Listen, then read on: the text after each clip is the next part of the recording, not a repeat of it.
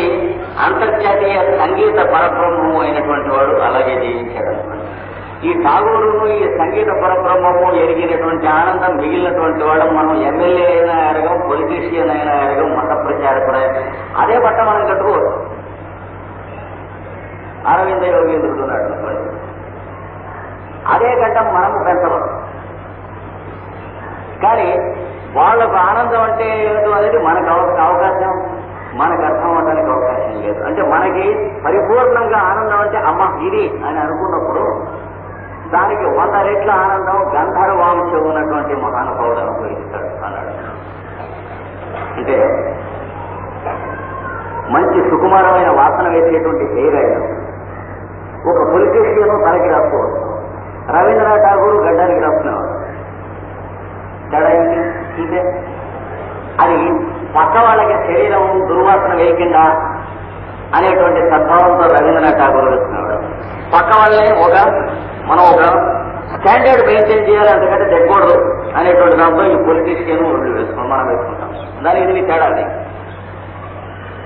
గాంధీ గారు అడిగారు, దేశం ఇంత దారిద్ర్య స్థితిలో ఉండగా ఆ ఖరీదైనటువంటి బట్టలు ఏంటి, ఆ సెంట్లు ఏంటి, ఠాగూర్ని అడిగారు. అడిగితే చెప్పారు, you prove the truth by simplicity, I prove it by contrast అన్నాడు ఠాగూర్. అంటే దేశంలో ఉన్న ఎంత దారిద్ర్య స్థితి ఉందో తెలియడానికి నన్ను చూస్తే ఇంకా బాగా తెలుస్తుంది, దేశంలో ఉన్నవాళ్ళని చూస్తే నువ్వు చెబుతున్నావు కనుక అందరికీ తెలుస్తుంది అన్నాడు. కానీ గాంధీ గారికి ఉన్నటువంటి దయార్ద్ర హృదయం, ప్రేమను ఠాగూర్ గారికి లేవని అర్థం కాదు. అది వ్యక్తిగతంగా ఒక్కొక్కళ్ళు జీవించే తరహాకు సంబంధించినటువంటిది. కానీ అంత మంచి గుడ్డలు వేసుకుని 1,00,000 రూపాయల ఖరీదైన గడియారం పెట్టుకుని ఆయన వెళ్ళినంత కారులోనూ పెడుతూనే పక్కవాడికి ఏనాడు కూడా వాక్ సహాయం కూడా చేయొద్దు, మన పిల్లలకి రేపు అవసరం ఉంటుంది, హైదరాబాద్లో ఎవరికి మనం టెలిఫోన్ చేయకూడదు అని అనుకునేటువంటి విఐపీ స్కీమ్ని ఠాగూర్కి ఏ తేడా ఉంటుందో, అరవింద్కి మిగతా వాడికి ఏ తేడా ఉంటుందో అదే తేడా అర్థం అవడానికి వీలు లేదు. 100 రెట్లు ఉంటుంది దీనిపైన అన్నాడు. అంటే గడ్డం పెంచినటువంటి మిగిలిన వాళ్ళకి రవీంద్రనాథ్ ఠాగూర్కి ఏంటి తేడా? సామ్యం గడ్డం ఒకటే కదా, కానీ మిగిలినటువంటిది 100 రెట్లు మనిషి. అంటే శరీరం తూకం వేస్తే ఒక 5-6 కిలోల తేడా మనకంటే తక్కువే ఉండొచ్చు వాళ్ళ శరీరం. ఠాగూర్ శరీరం మరీ తక్కువ ఉండేది, అరవింద యోగేంద్రుడి శరీరం కూడా చాలా తక్కువ. కానీ ఏమిటి తేడా అంటే అక్కడ తేడాలు కాదు. కనుక మనకి 1 యూనిట్ ఆనందం ఉన్నది, దానికి 100 రెట్లు ఆనందం గంధర్వాంశ కలిగినటువంటి మనుషులు మహానుభావులు ఉన్నదే వాళ్ళగా అనుభవిస్తారు. ఏం చేస్తే అనుభవిస్తారో చూస్తున్నాడు. శ్రోత్రియస్య చాకామహతస్య, నువ్వు శ్రోత్రియుడుగా ఉండాలి. అంటే అర్థం ఏంటి? కంఠంతో ఉచ్చరించి చెవితో వినేటువంటిది శృతి విద్య. అంటే ఓం అనేటువంటి ఒక విద్య ఉన్నది, దాన్ని ఉపాసన చేయాలి. ఓమిచ్చేదక్షరముద్గేతముపాస్యేత, ఓం అని రోజు ఉచ్చరిస్తూ ఆ ఉచ్చరించినటువంటిది చెవితో వింటూ కొంత సమయం గడుపు. క్రమంగా నీకు శ్రోత్రియుడు అవుతావు. అయినప్పుడు ఎవరు మాట్లాడుతున్నా సరే వాడి కంఠంలోంచి వచ్చేటువంటి శబ్ద బ్రహ్మాన్ని వింటావు, కానీ వాడు చెప్పే ఉప్పు చింతపండు మిరపగా మాత్రమే వినటం కాకుండా అస్థితి వాడిని శ్రోత్రియుడు అంటారు. వాడు శ్రోత్రియుడు అంటే వాడు అకామహతుడు, అంటే కామహతుడు కాని వాడు అకామహతుడు. కామహతుడు అంటే ఏంటి? కామముతో దెబ్బతిన్నవాడు. కామం అంటే సెక్స్ ఒకటే కాదు, కామంలో ఉన్న సమాలక్ష విషయాల్లో సెక్స్ కూడా ఒకటి. ఇక్కడ ఉన్నటువంటిది ఇది చాలా బాగుంది, మంచిదే, ఇది నాకుంటే ఎంత బాగుంటుంది, అది కామం. ఎందుకు ఉండాలి? మనకి ఏది ఉండాలో తెలుసు కనుకే భగవంతుడు ఏది ఇచ్చాడు. అది ఉంటే ఎంత బాగుంటుంది అనేటువంటి దుర్బుద్ధి. మనకి ఏది ఉంటే ఎంత బాగుందో ఉంటాయి. మనకి ఇది ఉంటే బాగుంటుంది కనుక ఇది ఉంది, అది ఉంటే అంటే అది ఉంటే బాగుండే స్థితి కాదు కనుక లేదు మనకి. ప్రతివాడు కూడా తను ఉన్నటువంటి స్థితిని తెలుసుకోవాలి. తనకి ఏదుంటే బాగుంటుందో అది నడిచడం దగ్గరికి వస్తుంది. అది తెలిసినటువంటి వాడు అదృష్టవంతుడు, అది తెలియని వాడు గర్భధారితుడు లక్షలు ఉన్నా సరే. మనకి అది ఉంటే బాగుంది, ఇది ఉంటే బాగుంది అనుకున్నటువంటి వాళ్ళు ఏదో వాళ్ళ పిల్లలు వీళ్ళ పిల్లలు ఐఏఎస్ పాస్ అవుతున్నారు. మనకు కూడా ఒక్కడ ఐఏఎస్ పాస్ అయితే బాగుంది. గర్భదరిద్రుడు ఆయన తల్లిదండ్రులు ఇలా అనుకుంటారు. మన పిల్లవాడు అంత అవ్వాలి అని అనుకున్నటువంటి తల్లిదండ్రులు కానీ మన పిల్లలు వాళ్ళ పిల్లలు వీళ్ళ పిల్లలు నానా వాళ్ళ పిల్లల్లాగా అంత అవ్వాలి. కావాల్సింది కొంచెం బుర్రలో. వాళ్ళు ఈ మధ్య పిల్లలంతా అమెరికా వెళ్తున్నారు, మన పిల్లలు కూడా వెళ్తే బాగుంది. ఎవడెక్కడ ఉంటే బాగుందో ప్రకృతి తెలుసు, వాళ్ళు అక్కడనే అట్టే పెట్టింది. దాని మీద ఆ మాత్రం నమ్మకం ఉన్నటువంటి వాడు ఆనందమయ కోశాన్ని గురించి తెలిసినటువంటి వాడు కనుక అకామహతుడు అంటే వాడు. కామహతుడు కానటువంటి వాడు ఈ వస్తువు నాకుంటే ఎలా ఉంటుంది అని. ఇదేమిటండి అని అడిగాడు. చాలా చిన్నటువంటిది ట్రాన్సిస్టర్ ఉంటే ఒక స్వాముల వాడు ఒక పార్ట్నర్ని అడిగాడు అన్నమాట. ట్రాన్సిస్టరా చిన్నది, ఇంత చిన్నది ట్రాన్సిస్టరా, ఇందులో రేడియో కూడా ఉందా, ఇట్లా పట్టుకుంటే చాలా బాగుంది, చేతిలో పట్టుకుంటే బాగుంది, ఇలా పెట్టుకుంటే బాగుంది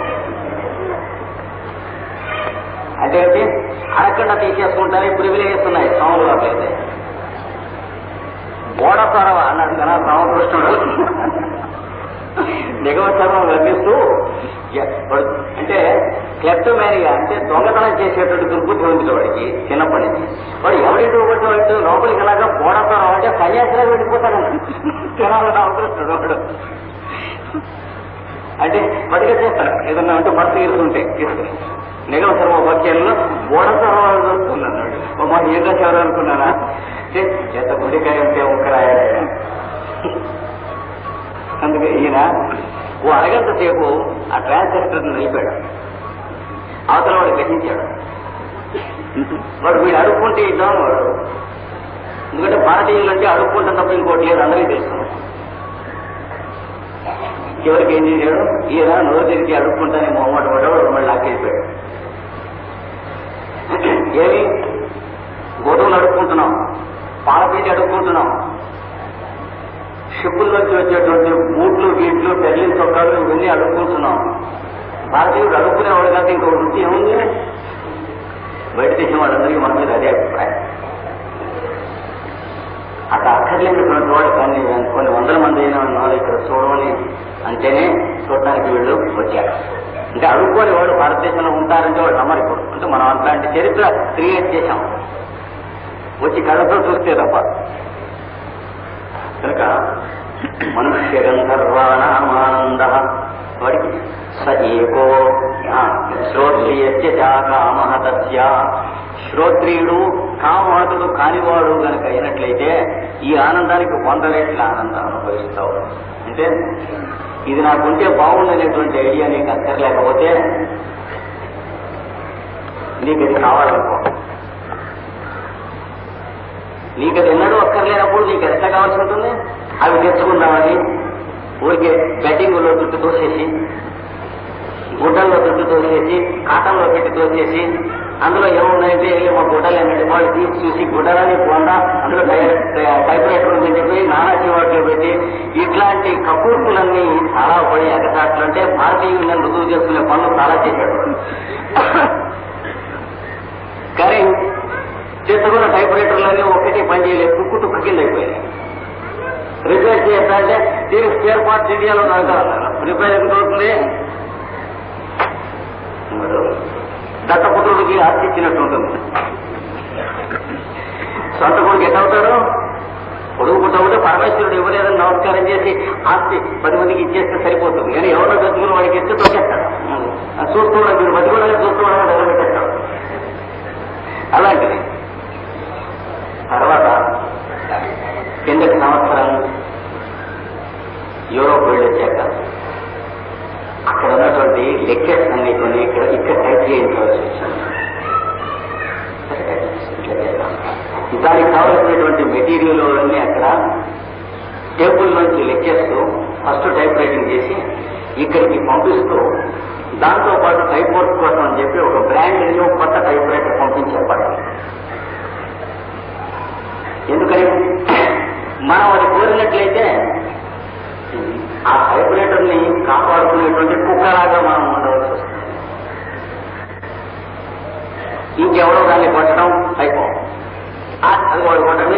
దాన్ని చేయకు ముట్టుకోకు అని అంటాం.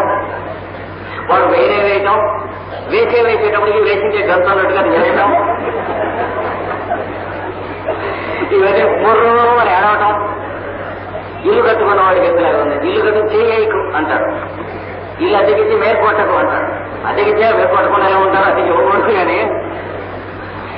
అందుకని జీవితం తెలుసుకుని అకామహతుడు అయి, కామహతుడు ఏ క్షణంలో ఏ స్థితిలోనూ కానటువంటి వాడు. నజరైన వస్తువులు నీ వల్ల పని కావాల్సి ఉంటే వస్తాయి, వెళ్ళిపోతూ ఉంటాయి. మామవి అని అనుకుని ఊరికే బాధపడ్డవాడు కూడా అంతకంటే దగ్గరికి రావు. వెళ్ళిపోయేటప్పుడు ఏడుస్తున్నా వెళ్ళిపోతూ ఉంటాయి. ఆ ఏడవడం అక్కర్లేకుండా ఉంటుంది. ఆనందమయ కోశంలో ఉన్నటువంటి వాడికి 100 రెట్ల ఆనందం అనుభవిస్తారు. నిరంతర ఆనందమైనటువంటి స్థితిలో జనన మరణ అతీతమైనటువంటి శాశ్వతమైనటువంటి స్థితి ఉంటుంది. వాడు మనకి చేసినవి మనం వాడికి చేసినవి గుర్తుంచుకునేటువంటి చీకాకైన మనుషులు ఉన్నారే, అలాగా మానవ జన్మెత్తి కూడా ఊరికి నులిపురుగులే గిరగిరగిర కొట్టుకుంటూ ఉంటారు. అది ఎక్కడ లేకుండా ఆనందమయ కోశంలో ఉండండి. దీనికి 100 రెట్లు ఆనందం వస్తుంది అని చెప్పి ఋషులు మిమ్మల్ని ఆశీర్వదించారు.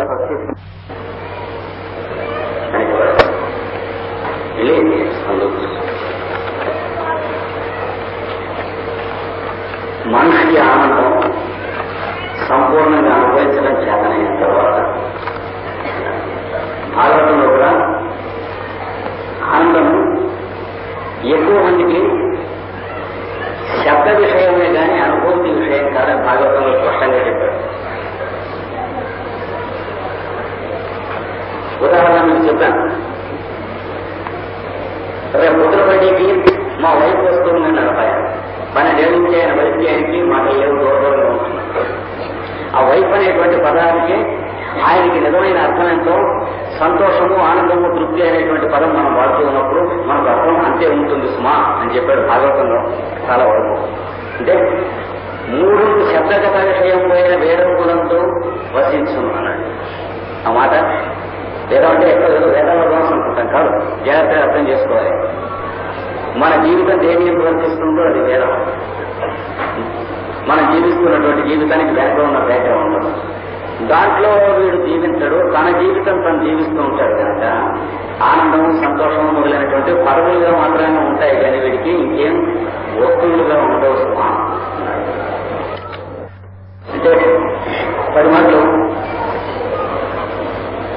సస్యసంపద, కృషి కర్మ, కృషి వరకు, వ్యవసాయము, అగ్రికల్చర్ డిపార్ట్మెంట్ అని 100 మాటలు మనం అంటూ ఉంటే దాంట్లో అగ్రికల్చర్ ఎంత ఉంటుందో, వ్యవసాయం, కృషి కర్మను, ఆ పంట ఎంత ఉంటుందో అంతే ఉంటుంది జీవితంలో. అందుకని జీవితంలో ఆనందము నువ్వు గురించి మాట్లాడుకోవాలని కాము, ఆనందము కొరకు ఎత్తిరించుకోవాలని కాము, ఆనందము కూర్చి పాటుబడు తెలుగు వాళ్ళని కాము, పాటుపడినటువంటి వారికి ఆనందం ఎన్నడూ అందరూ అనేటువంటి కామన్ గురించి ఏనాడు మనకి తెలియదు. ఆనందం సంపాదించడం కోసం డబ్బు సంపాదించి ప్రాణాలు రోడ్డు పెట్టుకునేటువంటి వాళ్ళని కాదు. ఆనందం సంపాదించడానికి ఇల్లు, వాకిలి మొదలైన సంపాదించి, ఆస్తి, పరువు మొదలైన సంపాదించి, పరుగు గురి మొదలైన సంపాదించి, అంటే ఏది కావాలో వాటి వదిలిపెట్టి మిగిలిన సంపాదించి దాంట్లో వాటితో దీన్ని పురుగుకుంటానికి కావస్తానంటే జీవితం వ్యర్థమైపోతుంది అన్నాడు. కాలకీర్తనలు వచ్చినప్పుడు అప్పుడు తెలుసుకుంటే తెలిసి ఏమి లాభం లేదన్నాడు భాగవతం. అందుకని అన్నం తింటూ ఉంటే రుచిగా ఉంటుంది, అది ఆనందంగా ఉందండి అంటాం. ఇక్కడ పెద్ద ఆనందం మనకి ఎలాగో ఉండదో మూలటువంటి ఆనందం దగ్గర మనం ఆనందించడం ప్రారంభించలేదు. ఎందుకనగా అన్నం తింటూ ఉండగా అన్నం జనవన తర్వాత మనం చేయవలసిన పని గురించి ఆలోచిస్తూ ఉంటే డబ్బుపడినంత. అందుచేత ఆహార పదార్థము రుచిగా ఉన్నా రుచిగా లేకపోయినా ఒకటే. అంటే గుడ్డిగా నువ్వు మూసినా తెచ్చినా ఒకటే. ఎలాగో అర్జెంటుగా రైలుకి వెళ్ళాల్సిన రోజు చేస్తున్న భోజనంలాగా వాడికి భోజనము వాడి ఎందుకు వర్తించదు. పొట్ట కోసం చెప్పి శరీరం కోసమని తప్పనిసరిగా ప్రకృతి బలాత్కారం చేస్తుంది కాబట్టి పర్యటన కానీ ఇది art of living, right relationship అనేటువంటివి 2 లేవు. అన్నం తింటూ ముఖ్యమైన విషయాలు ఆలోచించేటువంటి బుద్ధిలేని వాళ్ళు ఎంతమంటున్నారు. అన్నం తింటూ ఇంకో సినిమాలో చూస్తూ దాన్ని ముఖ్యమైన విషయాన్ని అనుకున్నామంటే మాకు ఏమాత్రం పోతున్నట్లు. కానీ ఆ కనిపి మిగిలినటువంటి విషయాలన్నీ కూడా ఆనందించడం అనేది ఒక్కొక్కటే మొదలు పెట్టాం. ఇంకొక చిన్న ఉదాహరణ చూడండి. రేడియోలో రాత్రికి ఫలానా వారి కచేరీ ఉంది, పాట కచేరీ. మన ఫ్రెండ్స్ తో కూడా ఇద్దరు చూద్దాం, రాత్రికి కచేరీ ఉందండి, మీరు రండి మా రేడియోలో వెళ్దాం, మన ఇంటి దగ్గర అండి. నిజమే అనుకుని మీరు వస్తారు. వస్తే ప్రోగ్రాం పెట్టిన మొదలు వీడు ఆ రేడియోలో కచేరీ ఇస్తున్నాయని గురించి, కచేరీని గురించి వీడు ప్రోగ్రాం అయిపోయే వరకు దాని గొప్పతనాన్ని గురించి చెబుతూ ఉంటాడు. రూపాయలు అంటే గ్రూప్ సెలబ్రేట్ చదువుతూ ఉంటాడు. వేళలో ఇంకో రోడ్డుకి వెళ్తే రేడియో వెనకలిగి ఉండేవాడు. అంటే రేడియోలో ప్రోగ్రాం లేవు, సంగీతం లేవు, మా పుగాదులు లేవు, మా ఉషస్సులు లేవు. ఇవి అంటే ఆ సంగీతం రేడియో ఆన్ చేస్తే పాడుతూనే ఉంటుంది, కానీ ఇంట్లో ఎవరికి ఉండదు. అత్త కోడలు కనుక్కుంటూ ఉంటారు, రేడియో పాడుతూ ఉంటాయి. అంటే వాళ్ళిద్దరిలో ఎవరికీ సంగీతం ఉండదు. తల్లి కూతురు కూడా ఎడమము పెడమము పెట్టుకుని కూర్చుంటారు రేడియో పాడుతూ ఉంటే, ఎవరికి సంగీతం ఉండదు. కనుక ఉండవలసిన సంవత్సరం మనకి ఇంట బయట అన్ని ఉన్నాయి. భగవంతుడు ఇచ్చాడు, కళ్ళు, చెవులు, ముక్కులు మొదలైనటువంటివి, ఆకలి, నాలిక, రుచి, ఆహారం మొదలైన అన్ని కూడా ఇచ్చాడు. కానీ స్వయం కృషి చేత ప్రయత్నం చేసి భ్రష్టు పట్టిపోతున్నాం జీవితం అంతా కూడా. అంటే నాలిక మీద ఆహారం వేసుకుంటే అన్నం తింటున్నప్పుడు ఆ రుచి ఆనందించేటువంటి చిత్త నిశ్చలత్వం కూడా. అది కాక ఇంకొక విషయాన్ని గురించి ఆలోచించేటువంటి మూర్ఖత, నీచత అనేటువంటిది వదలడం చాలా కష్టం. అది చేతైతే ముందు ఇంటి దగ్గర, తర్వాత రేడియో పెట్టుకున్న తర్వాత దేవాలయంలాగా దాని గురించి మాట్లాడుకోకుండా కానీ రేడియో ఎంజాయ్ చేయగలిగితే ఎంతసేపు రేడియో ప్రోగ్రామ్ గురించి చూడరు. అది అయిపోయిందాక చెప్పుకునే ఉంటాడు. అంటే ఫస్ట్ రేట్ ఫూల్ అన్నమాట. అది రేడియో ఎందుకు ఉదాహరణ అంటే జీవితానికి ఉదాహరణ. జీవితం అయిపోయే వరకు జీవితం కోసం పాటు పడుతూనే ఉంటారు జీవనంలో. ఇంక జీవితం ఎలా ఎందుకు ఏదో నిజమైన తిరిగి చచ్చిపోతాం. గుర్తొచ్చిన వయసు దగ్గర కూడా ప్రతి వరకు జీవితం కోసం, బ్రతకడం కోసం, సుఖం కోసం పాటుపడుతున్నాడు. అంటే కుక్క వంటి వాడ, మనిషి వంటి వాడ.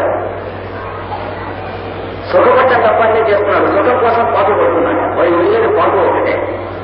అంటే ఇది వెరీ మచ్ అవడం కామన్. తెలుసుకోవాలి ఎందుకు మనం ఇలా చేస్తున్నాం. తెలుసుకున్న తర్వాత కొన్ని జన్మలకి తెలుస్తుంది సుఖపట్టం మొదలు పెట్టడం. అది మొదలుపెట్టిన తర్వాత ఒకటో రెండో జన్మలలో స ఏకో మానుష ఆనంద, ఉదయం చెప్పాడు, మానుషమైనటువంటి ఆనందం ఒకటి తెలుస్తుంది అన్నాడు. ఇల్లు, వాటి, గొడ్డు, గోడ. ఇంట్లో గొడ్డులు అంటే ఇంటికి వచ్చేటప్పటికి గొడ్డులు మన చేత సంరక్షణ చేసుకునేటువంటి సంతోషం, గొడ్డు దగ్గర పాలు పెట్టుకునేటువంటి సంతోషం. గొడ్డునేమో ఎవరో తీసుకొచ్చేస్తాడో, పాలు పాలేరు పిండుతాడో, వారికి కావాల్సినటువంటి పాలు తీసుకుని మీరు నీళ్లు కలిపేస్తాడు. మీరు ఆ పాలు తాగుతున్నప్పుడైనా భార్య మీద భర్త, భర్త మీద భార్య ఉన్నటువంటి అక్కసుకులు, సుఖంగా ఉన్న ఇంటి దగ్గర ఎక్కువ టైం జరుగుతుంది. ఇంటి దగ్గరికి పొలంలోకి ధాన్యం, చక్కని బియ్యం, జాతి అయినటువంటి వచ్చినప్పటికి కూడా భోజనం తయారు చేసి భార్య వడ్డించే టైంకి పిండాకు తగిలే అని వీడు అనడం, ఆమె కూడా అలాగే అనడం. ఆ రకంగానే కుక్క బదులు బతికి చనిపోవడం అనేటువంటి ఉంటారు. ఒకరికి పరిశోధన చేసుకోవడం మనసులో. లక్షలు ఉంటాయి. గోడలలోనూ, ఇంట్లో ఉన్న కుర్చీలలోనూ, బల్లలోనూ మొహం ప్రతిబింబిస్తూ ఉంటుంది. అదే టైప్లో మొహం, ఒకే మొహం కూడా ఉన్నది. కూర్చున్న కుర్చీలోనూ అదే మొహం కనిపిస్తుంది. ముందు ఉన్న డైనింగ్ టేబుల్ మీద అదే మొహం. అంటే ఎగతాళి చేస్తూ మాకింగ్ గా కనిపిస్తుంది మన మొహం. మనకే ఇన్ని ఉన్నాయి. పిచ్చివాడ, సుఖపడేటువంటి గీత చెరుపుకుంటున్నారని ప్రకృతి నీకు ఇచ్చింది. అంటే గీత లేదా అనేది అడగదు, ఇచ్చింది ప్రకృతే కదా, ఇచ్చింది చెరిపేసుకుంటున్నారని దాడిపడుతుంది ప్రకృతి ఎప్పుడు.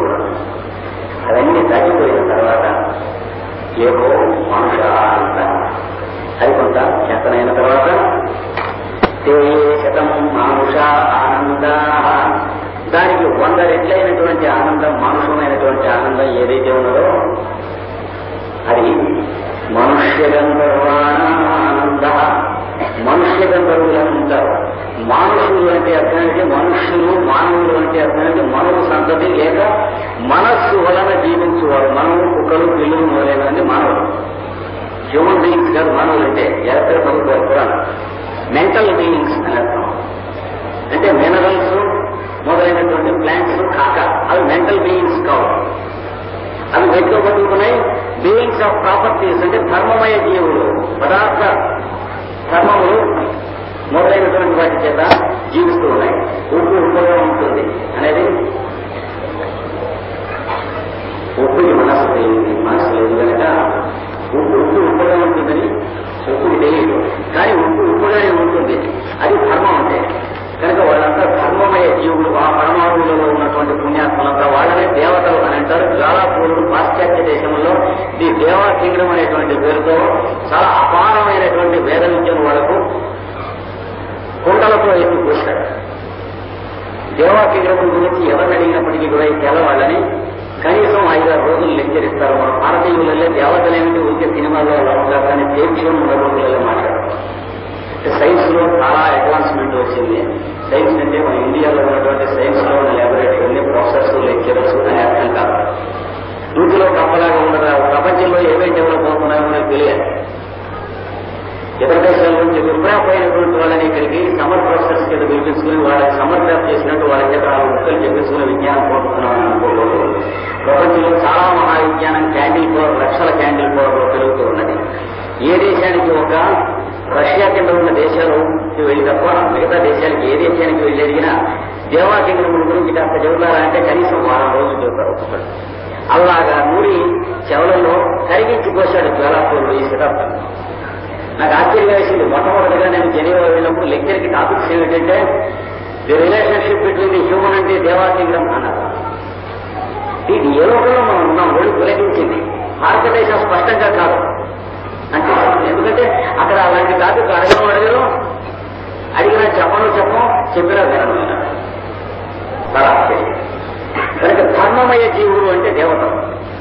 వారు దేవతలు, పితృదేవతలు, ఋషులు, బ్రాహ్మణులు అని 4 రకాలు. మానసిక శక్తి విధంగా చెప్పబడిన కులములు కాదు. కనుక ఆ టర్మినాలజీ వేరే ఉన్నది. అలాగే మనుష్యులలో అంటే మెంటల్ బీయింగ్స్ అని అర్థం. దీని దగ్గర నుంచి కొంచెం పైకి వెళ్ళిన వాళ్ళు మనుష్య గంధర్వులు అని అంటారు. వీళ్ళందరూ ఒకరికి ఉన్న తేడా మనం చెప్పుకోవాలంటే మనుషుల గురించి ఒక 2-3 లెక్చర్స్, మనుష్య గంధర్వుల గురించి ఒక 2-3 లెక్చర్స్ చెప్పుకోవాల్సి ఉంటుంది. మనం భారతదేశంలో ఎట్లా వినడానికి అవకాశం లేదు, పాశ్చాత్య దేశాల్లో చెప్పుకుంటున్నాం. ఎప్పుడు కుటుంబించి అది ప్రింట్ చేస్తున్నారు, చదువుకోవచ్చు. కావలసిన చోట చెప్పాలి, అడగని చోట చెప్పకూడదు ఎక్కడ కూడా. ఇవన్నీ చక్కగా వివరించబడి ఉన్నాయి. మనుష్య గంధర్వాణానంద అన్నాడు. మనుష్య గంధర్వుల ఆనందం ఒక్కరికి, వాడికి ఒక్కరి నుంచి ఆనందం ఈ మానుష్యులమైనటువంటి మనం అనుభవించే ఆనందానికి 100 రెట్లు ఉంటుంది. అట్లాగే ఏం చేస్తే ఉంటుందన్నాడు. శ్రోత్రియ శేజ అకామహదస్య. శృతి విద్య వినటం అంటే ఓం అనేటువంటి ప్రణవాన్ని కంఠంతో ఉచ్చరించి రోజుల్లో చెవితో వినటం ఉన్నాము. ఓం చేత అక్షరముద్గీతముపాస్యేత, అది చేయటం. అకామహదస్య కక్కుర్తి చేత 24 గంటల్లో ఏ క్షణము దెబ్బతినకుండా ఉండటం. కామన్ అంటే సెక్స్ ఒకటే కాదు, కక్కుర్తి అని. కక్కుర్తి చేత దెబ్బతినకుండా ఉంటాం. ఈ 2 ఉన్నటువంటి వాడు శ్రోత్రియుడు, అకామహతుడు అవుతాడు. అట్లాంటి వారికి వాడు మనుష్య గంధర్వ ఆనందం తెలుస్తుంది. ఏకటం మనుష్య గంధర్వాణమానంద. అట్లాంటి మనుష్య గంధర్వులో పుటక పుట్టినటువంటి వాడి ఆనందముకి 100 రెట్లు 100 ఆనందములు ఎంత ఉంటాయో ఏకో దేవ గంధర్వాణమానంద. దేవతలలో గంధర్వులు అని చెప్పి కొందరు పుటక పుడతారు. ఈ శరీరంలోనే పుడతారు, ఈ శరీరంలోనే ఉంటారు. అర్థం కూడా సయత్యాయం పురుషే యత్యాదానవాదిత్యే. అక్కడ సూర్యుడి దగ్గర నుంచి ఇక్కడ శరీరం దాకా ఉన్నటువంటి వాడే ఇన్ని లోకాలు కూడా ఈ మొత్తంలో ఉన్నాయి. అది చూడాలి. అట్లాంటి వాళ్ళకి దేవగంధర్వులకి ఒక ఆనందం ఈ మనుష్య గంధర్వులకు 100 రెట్లు ఆనందంతో సమానంగా ఉంటుందన్నాడు. అలాగే స ఏక పితృణాం చిరలోకానాం ఆనంద. పితృదేవతలని ఆ పైన ఉన్నారు ఇంకా మహానుభావులు. సూర్యుడిలోంచి కిరణ స్వరూపులై బయలుదేరి చంద్రుడి మీదుగా భూమికి దిగి వస్తూ ఉంటారు.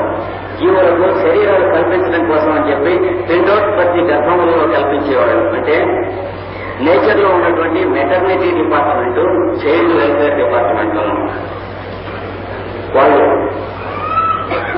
అలాంటి వాళ్ళు అనుభవించేటువంటి ఒక ఆనందం ఈ పై చెప్పబడిన దేవగంధర్వులు అనుభవించే ఆనందానికి 100 రెట్లు ఉంటుంది అని చెప్పి ఏం చేస్తే అలాంటి ఆనందం వచ్చినప్పుడు కూడా శ్రోత్రియుడుగాను అకామహతుడుగాను ఉంటే, కామహతుడు కాకుండా ఉంటే ఇలా వర్తన చెప్పుకుంటూ 10వ 12 చెప్పాడు. ఇందులో మొదటిదే మనకు తెలియదు కనుక, అంటే మానుష ఆనందం, అంటే మనుషులకు సంబంధించిన పరిపూర్ణమైనటువంటి ఆనందమే మనకు తెలియదు కనుక దీని గురించి వివరణ ఇప్పుడు ఎక్కువ అనవసరం. దీని తర్వాత వివరణ మనం చెప్పుకున్నాం. మిగతా వాళ్ళ గురించి వాళ్ళు ఏ లోకాల్లో ఉంటారు, ఎట్లా ఉంటారు అనేటువంటిది మనకు కొంచెమైనా శాంపుల్ అయినా తెలియాలి కదా, వచ్చి చెప్పుకుంటాం అవుతుంది, లేకపోతే కథలు చెప్పుకుంటాం మాత్రమే మిగులుతుంది. అందుకని ఈ ఆనందాలన్నీ కూడా చెప్తూ అడుగడుక్కి అంటున్నాడు. శ్రోత్రియస్య జాకామహతస్య, అది ఒక్కటి మాత్రం మనకు అవసరం అని ఇచ్చాడు, దానికోసం ఇచ్చాడు. నీకు ఈ ఆనందం ఇస్తే నువ్వేం చేసుకుంటావు? నాకెందుకండి ఈ డబ్బులు, వాళ్ళ చేతికి ఇచ్చేస్తున్నాను ఊరుకు. ఏం చేయాలా? రాత్రికి అకౌంట్ నాకు చెబుతారు, డబ్బులు నాకు ఇస్తారు, అది మీకు తెలియదు.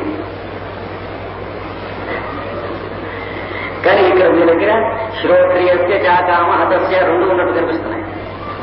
ఇక్కడ ఓం అంటున్నాం మైక్ దగ్గర, శ్రోత్రియుడు వింటున్నాను, వింటలేదో మీకు తెలియదు. అకామహతుడు, అది మీరు ఏమన్నా దక్షిణ ఇస్తే శ్రీదేవి గారికి అందజేయమని చెప్పి వీళ్ళు ఎవరికో ఇస్తున్నాం. ఇవన్నీ సాయంత్రం కాగితం మీద లెక్క వేసి వీళ్ళంతా రాత్రికి ఇవాళ ఎంత వచ్చిందంటే అప్పుడు కూడా అలా అనకుండా ఇది మనది కాదు, గురు పూజలది అంటే దానిపైన ఆనందం తెలుస్తుంది అన్నాడు. ఎట్లా ఉంటుంది దానిపైన ఆనందం? నువ్వు బిజినెస్ పెడితే బాగుపడి వర్తిల్లుతావు అన్నాడు. అప్పుడు లేకపోతే ఇందులో 10 రూపాయలు జేబులో వేసుకున్న మెంటాలిటీ ఉంటే బిజినెస్ పెట్టామంటే కుర్చీలు బళ్ళలో అమ్ముకొని వచ్చే చేతితో పట్టుకుని అడుగుతుంది. అంటే జేబులో 100 రూపాయలు ఉన్నప్పుడు ఈ 25 రూపాయలు ఉన్నదని, ఈ 75 రూపాయలు బిజినెస్ అనేటువంటి తెలియకుండా కుక్కపుజం మన దగ్గర ఉన్నదంటే అది దేవగంధర్వులు, మనుష్య గంధర్వులు, ఇంద్రులు, శిరలోకరవకాన ఇవన్నీ అర్థం. అది కాదు, ఎట్లా కొట్టా సత్యడి నీతిగా ఉంది. శ్రీదేవి గారి డబ్బులు శ్రీదేవి గారికి అయితే పెట్టి, ఎందుకంటే గిలగిలగిలగిలే నడుస్తాడు. ఆయనే కాదు, ఏ గురువు అయినా కూడా అంటే ఒక్కడే గురువు కనుక మళ్ళీ సాయంత్రం మళ్ళీ అందరూ వేస్తాం అని ఆ సీసాలో డబ్బులు తీసుకున్నాడు. ఆయనే వేస్తున్నాడు రోజు శ్రీదేవి గారికి. మళ్ళీ 7 సంవత్సరాలు పట్టింది. ఈ 7 సంవత్సరాలు ఏడుస్తూనే ఉన్నాడు. ఆ 4 రూపాయలు అందులో వేయలేకపోయాడు. మేము దర్శనం శక్తి సాయిబాబా కొంతమందిని నాకు ఇవ్వాల్సిన బాకీ ఏం చేసామని అడిగాం. ఇవన్నీ కూడా ఈ పాఠం మనకు అందుతుందేమో అంటాలని వాళ్ళు ఉద్దేశింపేటువంటి విషయాలు. సరే, ఖర్చు చేయడం చాలా నీతిగా ఉంటే చక్క బిజినెస్ పెట్టాం, వృద్ధిలోకి వచ్చింది. ఈ సంవత్సరం ఎంత వచ్చింది లాభం అంటే 10 లక్షలు. బాగుంది. ఏం చేశావు? అంటే 5 లక్షలు పెట్టి వాడికి 5 లక్షలు పెట్టి వీడికి ఇల్లు కొని పెట్టాం కూడా మీకు ఇద్దరికి. శ్రోత్రియస్య లేదు కనుక నీకు బిజినెస్ ఆరోగ్యంతో అయిపోయింది. ఎందుకంటే ఆ పైలట్లో అకామహత లేదు. అప్పుడు సర్టిఫికేట్ వచ్చే జన్మలో మళ్ళీ ఇది సాధించి శ్రీదేవి గారి డబ్బులు తీసుకోకుండా ఉండి, బిజినెస్ వచ్చిన తర్వాత అది కూడా తీసుకోకుండా ఉండి అప్పుడేం చేస్తున్నాడు? ఇది పెట్టి మరి ఇంకొక పెద్ద బిజినెస్ పెట్టి దాంట్లో వచ్చేటువంటి లాభం బీదా బిక్కి అయినటువంటి వాళ్ళకి పంచి పెడతానని శ్రీదేవి గారి దగ్గర ఒక కూలికి పెట్టాల్సి అదో